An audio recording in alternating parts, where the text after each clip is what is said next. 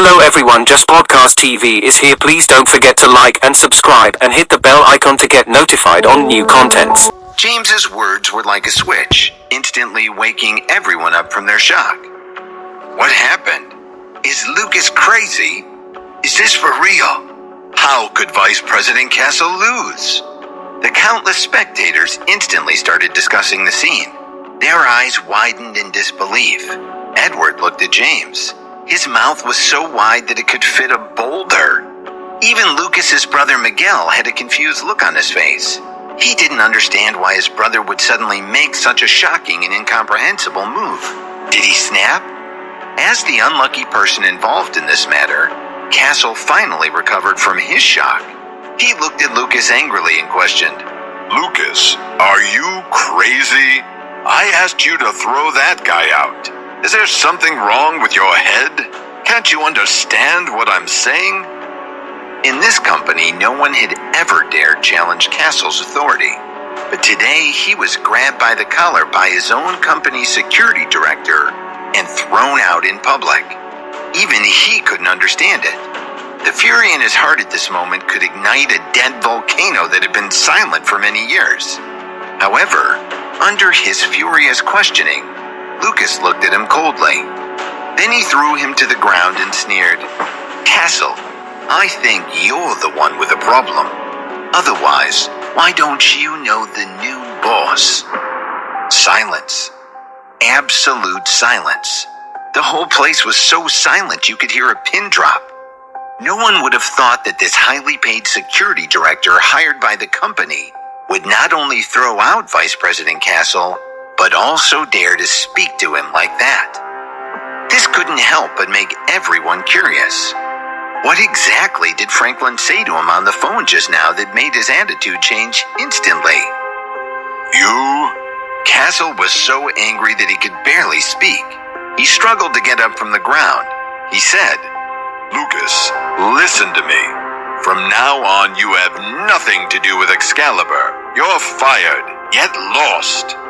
However, as soon as Castle finished speaking, he realized that Lucas was looking at him with a smile. He didn't seem to be in a hurry or afraid at all. He suddenly felt that something was strange. I've never seen the new boss before. However, Castle seemed to have thought of something. He muttered and suddenly looked up at Lucas. What did you say just now? You said that I don't even know the new boss? Do you know the new boss? Where is he? At that moment, for some reason, Castle inadvertently glanced at James. Suddenly, he had a really bad feeling. Impossible. Impossible. How is this possible? Castle was shocked by his own thoughts, but then he quickly dispelled them, thinking that it was absolutely impossible. But at this moment, he saw Lucas was in shock. He quickly ran in front of James and started to apologize profusely. Sir, I'm so sorry. We were ignorant and rude and offended you. Please forgive me. Lucas's words exploded in everyone's mind like a clap of thunder. Just a month ago, within the entire Excalibur company, everyone was talking about the rumor that the company was bought by a mysterious boss from overseas. However, other than a few executives who knew about this, the rest of the staff were just guessing. But Lucas's words instantly confirmed that it was true. But this wasn't the main reason why they were shocked. The most important thing was that he actually called this poor-looking man the boss. This was simply unbelievable. No one would have thought that this young man who dressed in such casual clothing was actually the mysterious boss who was rumored to be the one who bought the entire Excalibur company. This made it very difficult for everyone to comprehend such a scene. To be able to buy a company that was valued at $82 billion, he would have to be a very wealthy man.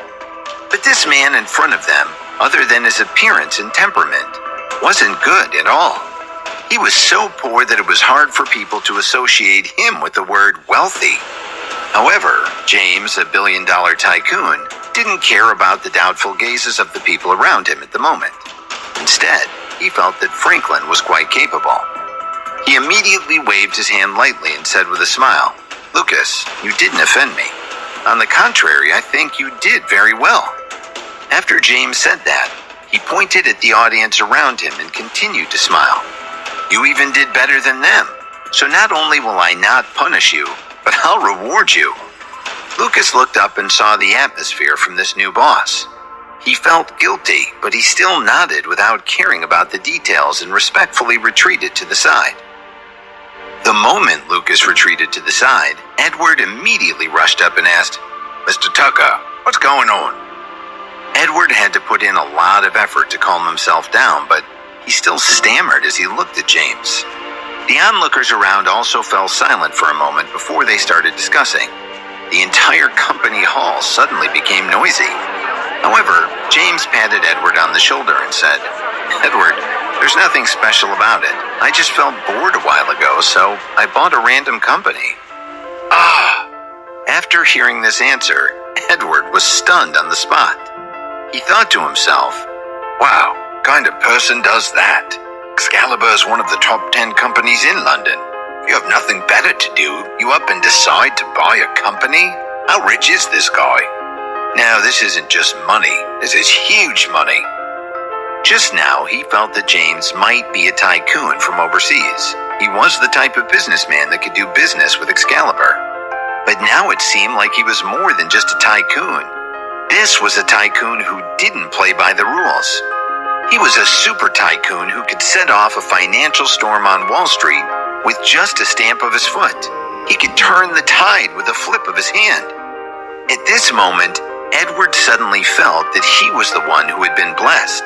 He swore that even if he were beaten to death, he'd still cling on to James's leg and never let go. James saw Edward still standing there in a daze. He suddenly grinned and patted him on the shoulder. Hey, Edward, let's look at the bigger picture. You can just stand aside and watch. Today's show has only just begun. What else could Edward say? He nodded respectfully and quietly stood next to James. But at this moment, Castle had an angry expression on his face. He rushed in from outside the hall and pointed at Lucas as he roared, Lucas, get over here. However, Lucas ignored him and nodded to James. He respectfully asked, Sir, do you want me to throw him out again? Lucas's words almost made Castle's blood boil. Seeing James shake his head at him, Castle returned to his position and ignored them. The surrounding viewers suddenly became even more enthusiastic. Even people like them felt that their thoughts couldn't be changed. It made many people feel that this wasn't a real dream. How could he possibly be that mysterious boss? Castle snorted and roared again. Lucas, knock it off. Do you know what you're doing right now? You're lying to me, the CEO. However, before he could finish, Lucas forcefully interrupted him and corrected him. He was so angry that he almost exploded on the spot. Sorry, but you're just a vice president, not the CEO. As the vice president, Castle had never been contradicted in front of so many people, in front of his subordinates. He was incredibly humiliated. Castle suddenly felt a sense of powerlessness. He looked at the security guards and the workers around him. He roared madly. Lucas is lying. This guy isn't the boss at all. They're collaborating to deceive us. Whoever chases Lucas and this trash out of here will get $1 million. If it was in the past, his vice president would have demanded a response. This was a direct order, and there would definitely be many people willing to cooperate. But today, as soon as his voice faded, no one moved. It was obvious that even if they didn't believe that James was the mysterious boss, Castle's power had already disappeared. What the hell are you doing?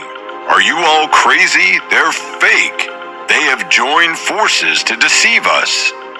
Castle couldn't take this blow, and he seemed to have gone crazy. However, at this moment, a man in his 50s with a tough body and silver hair rushed out from the back of the hall and shouted at the hysterical Castle. Shut up! It was Franklin. the manager of the former director of the Excalibur Company. Although this manager didn't have the status of the deputy director, he was only in charge of helping the boss deal daily tasks. However, his prestige in the company was even higher than Castle's. This was because his words often represented the CEO. He usually didn't interfere in the company's matters. Franklin didn't even look at Castle. He locked on to James in the hall, then ran to him. He nodded respectfully to him and said, "Sir, I'm Franklin." Yes, James smiled and nodded. "I'm sorry I'm late. It's my fault you had to deal with this. I accept any punishment you think is necessary." Franklin held his chest with one hand and inclined his head respectfully to James. "Franklin, it's not your fault. I wanted to see what kind of company I bought, and I didn't expect to see this. But it's not your problem," James said, and he waved his hand. However, the seemingly casual conversation between the two made the entire hall go quiet. If the words of Lucas earlier were to be said, it would cause the surrounding audience to have some doubts. However, with the appearance of the old manager Franklin and his sincere behavior, it had completely dispelled the doubts that everyone had. There was no question of Franklin's dignity. With his character, it was absolutely impossible for him to participate in such a matter, because it would not do him any good. Even Vice President Castle quieted down when he saw this happen. His mouth was open wide in shock. However, he wasn't convinced in the end.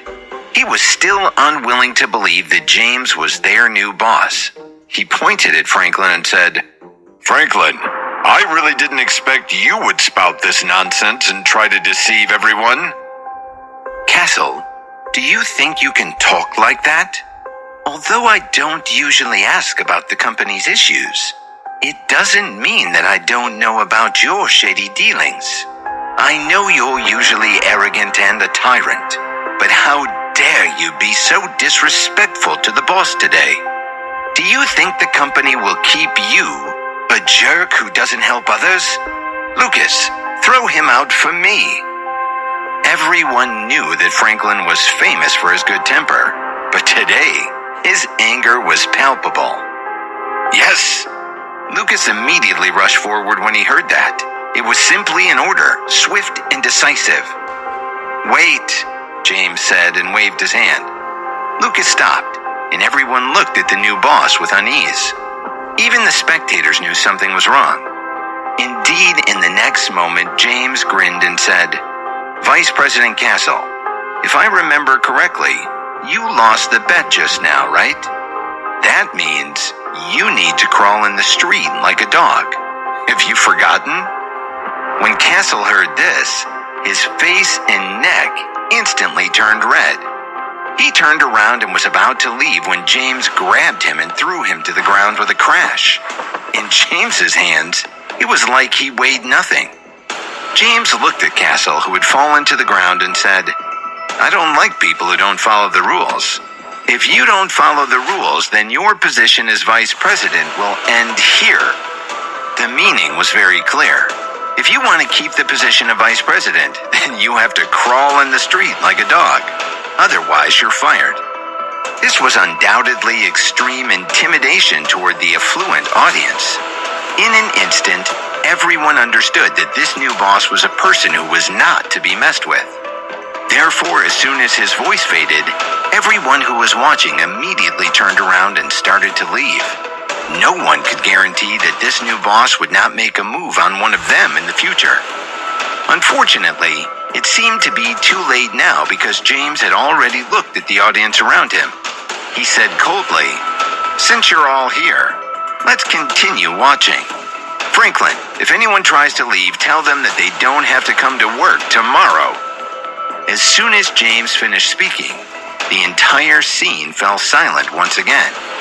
As for this new boss who suddenly arrived at the company, his power had already begun to show.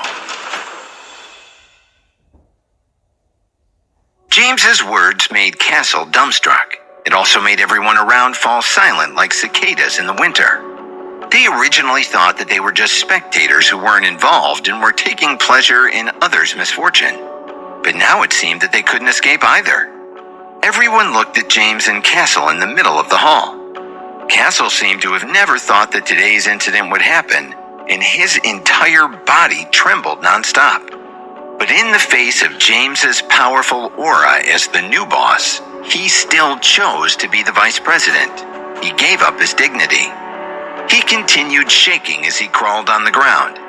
Then, under the watchful eyes of everyone, he crawled towards James slowly. The entire scene was so quiet that even a pin drop could be heard. Everyone held their breaths. However, just as Castle crawled in front of James and was about to crawl through his legs and out of the hall like a dog, James suddenly smiled and said, "All right, Castle, you can go." Why? Castle stood up from the ground and asked in confusion. "Because you're not worthy. You're not even qualified to be near me," James said coldly without looking at him. The sentence was particularly cruel. In almost an instant, the former high-powered vice president was stepped into the dust. How dare you trick me? Castle finally understood. This man had never intended to let him off from the beginning. Even if he crawled in the street, he still wouldn't escape the fate of being chased away. He deliberately said that to make himself lesser than James. He wanted everyone to see clearly that under the temptation of money and status, Castle was just like everyone else. James laughed and directly asked back, "You think too much. Do you think you deserve to be humiliated?" Castle was at a loss for words.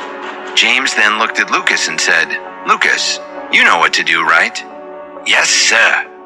Lucas and Miguel immediately threw Castle out. Castle fell limply onto the streets of London's Oxford district. He suddenly remembered what James had said to him earlier. "If I were trash, then you would be even worse than trash." In this situation, he'd been thrown out by the company's security personnel. He was worse off than ever. The moment Castle was thrown out of the company, two strongmen in suits and sunglasses walked over and said to him, "Sir, are you Castle?" Castle sat on the ground and raised his head, his eyes full of vigilance.